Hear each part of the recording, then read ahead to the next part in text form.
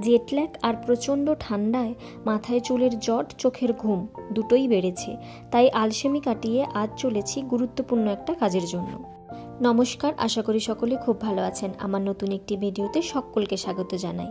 আজ বাইরের ওয়েদারটা খুবই ভালো, ঠান্ডাও একটু একটু করে কমতে শুরু করেছে। এই দেশ এতটাই দূষণমুক্ত যে স্বচ্ছ নীল আকাশে সাদা পেঁজা তুলোর মতো মেঘের খেলা খুবই স্পষ্ট।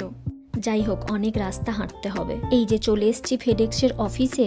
আমার একটি ডকুমেন্ট ইমিডিয়েট ইন্ডিয়াতে পাঠাতে হবে, তার জন্যই ফেডেক্সের অফিসে এসেছি কুরিয়ার করতে। সমস্ত ডকুমেন্ট সাবমিট করার পর, অ্যাড্রেসের ডিটেলস ঠিকঠাকভাবে দেওয়ার পর যখন চার্জ শুনি তখন তো মাথায় হাত। $127 নিল, প্রায় 10,000 টাকা। কি আর করা যাবে, খুব এমার্জেন্সি ছিল, পাঠাতেই হতো। ফেরার পথে মনের খিদে আর পেটের খিদে দুটো মেটাতেই এই ফুড ট্রাকের কাছে এলাম।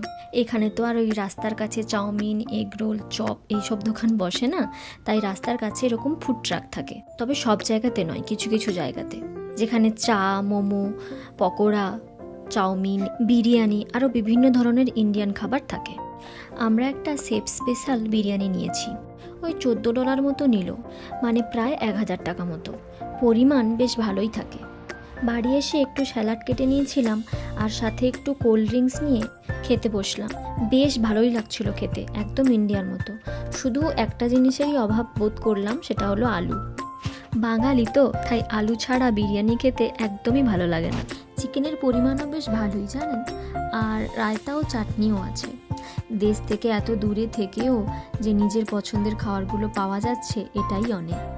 আজ এটুকুই, কথা হবে পরের ভিডিওতে। সবাই খুব ভালো থাকবেন, টাটা।